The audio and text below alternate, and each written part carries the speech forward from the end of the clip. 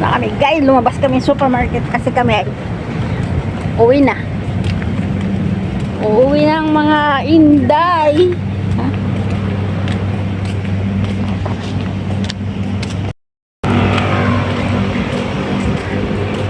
Uuwi na ang mga inday. Ano pala tayong sugar? Ayaw nga. Balik ka doon. Ano nang Ikaw na. Ay, hindi ko alam kung saan nakalagay eh. Dali na. Ano ba yan? Nakagawa ko ng sugar. Kaya nga, wala dong sugar si Bakikang. Nakalimutan guys, wala kaming asukal. Ay si Evelyn ay magpapagawa ng cake sa akin. Eh walang asukal. Ako, babigat ko te. Ikaw na bumili. Aka na.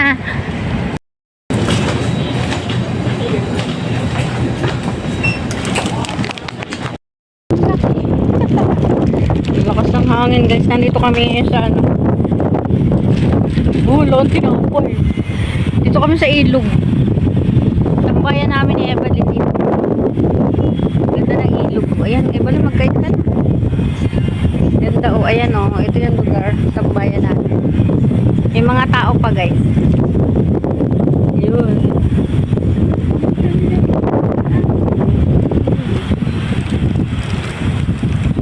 Ice cream lang yung pinunta namin dito guys. Tsaka namili na rin sa Evelyn ng kanyang ilang gamit kasi bagong sweldo. Yan o. Wala nang paborito naming ice cream kaya ito na lang. Eto, pwede na to. Yan. Kain kami guys.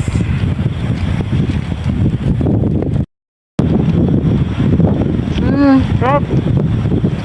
Parang pizza. Ahaw. Sarap. Ang bilis ko pa namang mahirinan guys. Pag kumakain ako ng ano, tinapay, nahirinan ka agad-agad ako. Kaya kailangan may kasunod agad na ano, inumin. Wait pala siya. Sarap. Sarap. Sarap siya te. Sarap. Sarap. Yummy. Yummy, yummy. Harap. Harap ang ice cream.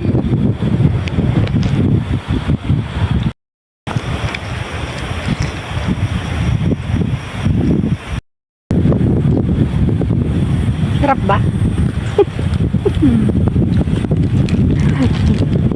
Sarap po.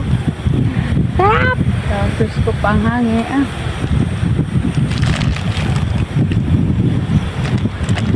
O, tingnan nyo guys, ang sarap po. Ayan o. Bala ka dyan. Hindi mo makikita yung subo ko. Ibang hangin pa. Mahangin talaga ngayon dito.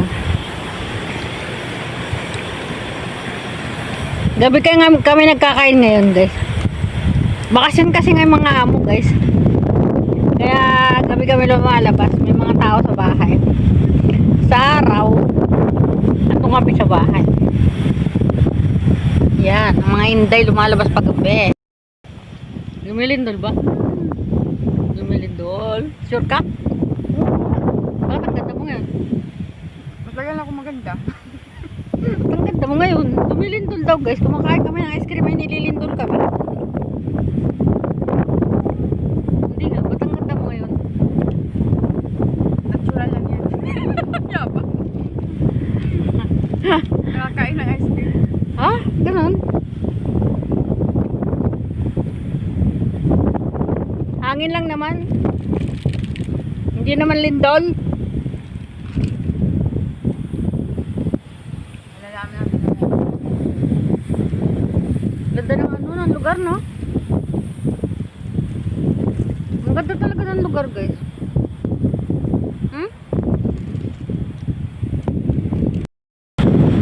Hindi pa kami tapos, guys. Andito pa kami. Kain. Yun, ice cream namin. Yun.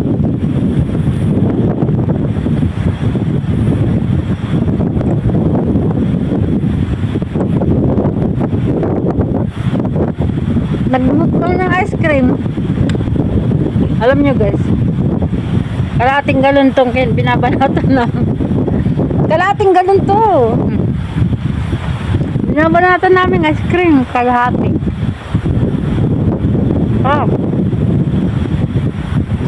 Masarap nito. Parang pizza siya, pero masarap siya. Hindi naman siya pizza.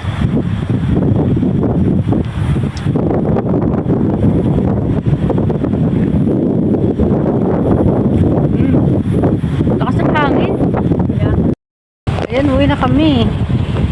Pinagpatayan ba naman kami ng ilaw? Oo guys, pinagpapatayan kami ng ilaw lagi.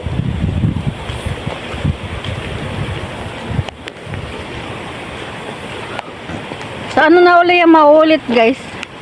Sa sweldo ko sa sa next month na uli.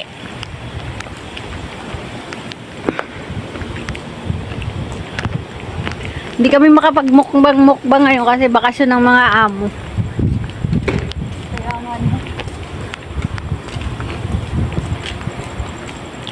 Sawa ka sa mukbang sa Ugo sana. Paano ba yan? Kasi birthday ng mga kapatid ko. Kaya nga, itataon lang natin palaging wala siya para sure na ang mukbang natin. Uwi na kami guys. Alam mo na sana na sila nagmumukbang tayo. Uuwi ang mga inday-inday. Uuwi na. Ayan, ang dami pinamili ni Ibalin, oh. Ayan, oh. Ganyan kami guys pag bagong sweldo. Uy, bagay pala sa Ibalin. Alam mo, napansin ko lang bagay sa iyo. Nakalugay-lugay yung buhok na ganyan. Hindi yung buhok mo ay nakaikot.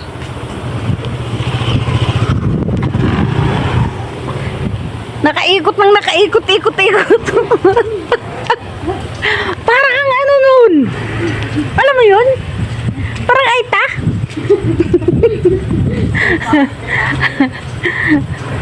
Diba? Manguhuli yata ito ah. Ay, pulis guys. O, ayan o. Ba't yung dumaan? Doon manguhuli pa yun. Wala pa naman tayong daladalang ERC. Ay, di katukin natin si Bakika. Uy, yung ERC namin, ninuli kami.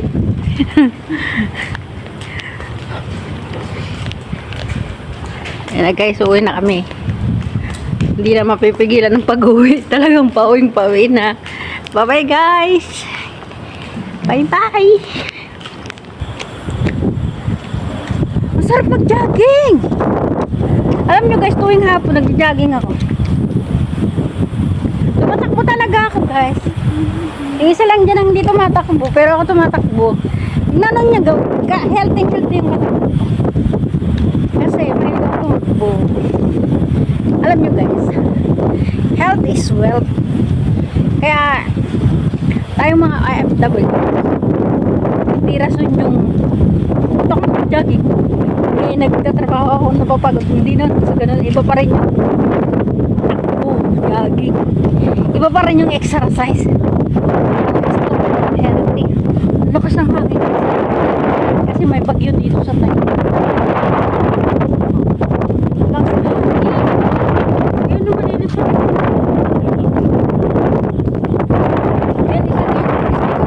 Tatakpan. Tawad talaga yan. Ayaw nga lumabas bahay. Masyadong mahiya akong kulungan. Pwedeng itago sa kulungan niyang isang yan. Masarap ng pakaramdam. Lakas ng hangin. Grabe.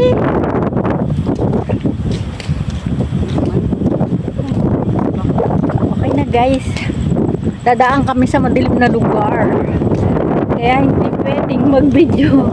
Baka kami harangin ng masamang loob. Sarap! Malakas ang hangin, no? Pero nakakatakot, ha? Malakas daw yung bagyo na yun. Okay, bye! Saan kami pupunta? Hulaan nyo, guys. Dito na naman kami sa supermarket. Yan, magdala ka ng basket.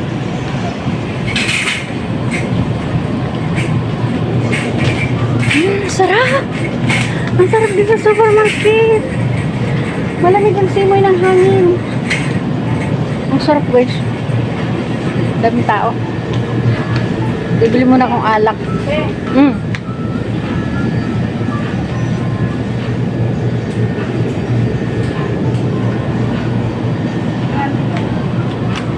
Bahala kayo ba? Dito sama. Parehas lang yan. Parehas lang ang kilo niyan. Oh, wait lang guys. Masarap ang pakiramdam dito. Ayan guys, lalabas na kami. Sa supermarket. Lalabas na kami guys. Bye bye. Hindi na lang ako kasi hindi kasi siya. Maliit yung Maliit pa rin dala mo. Bye. Bye supermarket. Labas na kami. See you around. See you again next sweldo. Yan, ganyan ang mga OFW guys. Kada sweldo ay gumagala.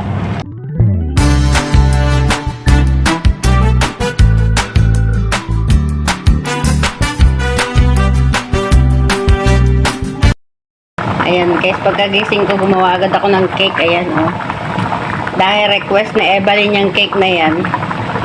Hindi mo pakali hanggat hindi ko nagagawa ng cake. Kaya ginawan ko ng cake. Ayan pa yung isa guys oh. Oh, maluluto na kaagad. Ang bilis kong gumawa. Pagkagising ko ginawa yan. Ay tatakipan ko muna guys kasi hindi pa luto. Waiting na natin. Ayan, hindi pa oh. Basta may makita kang ano doon oh, hindi pa yan luto. Diyan, ganyan lang ang pagtetesting kung luto na siya. Pag may hari na pa doon oh, hindi pa yan luto. So, ang gagawin ko guys ay tatakipan ko muna kasi hindi pa yan luto. Bali, 3 uli yung ginawa kong cake. Ito yung isa. Okay. Ayan. Kasasalang ko lang nito guys. Tatakipan ko kasi hindi pa yan luto. Ayan na guys yung finished product ng aking steam cake. Ayan. Luto na siya guys. Nakita mo naman nagbitak-bitak. Ganyan talaga guys ang paggagawa ng banana cake. Nagbibitak-bitak siya. Gawa ng baking soda. So ang galing-galing naman ng paggagawa ko talaga guys. Sobra. Sobrang taba ng utak ko guys. Gayahin nyo na lang. At yung isa ayan oh. Perfect na perfect talaga guys ang pagkakagawa. O diba? Ikaw na. O, ayan. Sino magpapagawa dyan? Ayan, mag-comment lang kayo guys kung sino sa inyo gusto magpagawa. Igagawa ko kayo. Ayan. O, diba? Ang ganda. Ang galing na. Ang bilis-bilis kong makagawa. Yung isa, hindi pa yung luto. Kasi ikahulihan ko yung nilagay. Ito, luluto-lutuin ko pa. Pero luto na siya. Kasi wala nang tinesting ko. Pwede na siya. So, ayan. Siguro, makati lang yung tubig niyan. Pwedeng-pwede na. Ang galing. Natutuwa naman ako sa ginawa ko talaga, guys. Ang saya-saya lang.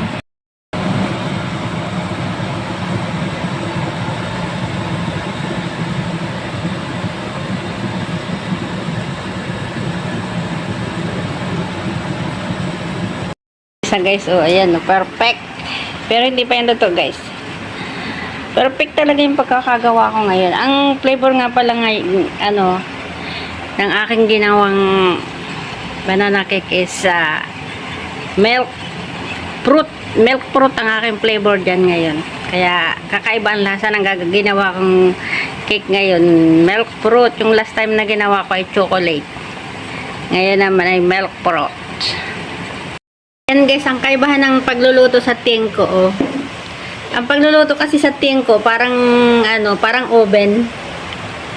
O, diba? Ang sarap. Ang ganda-ganda talaga niya, guys. Tingnan.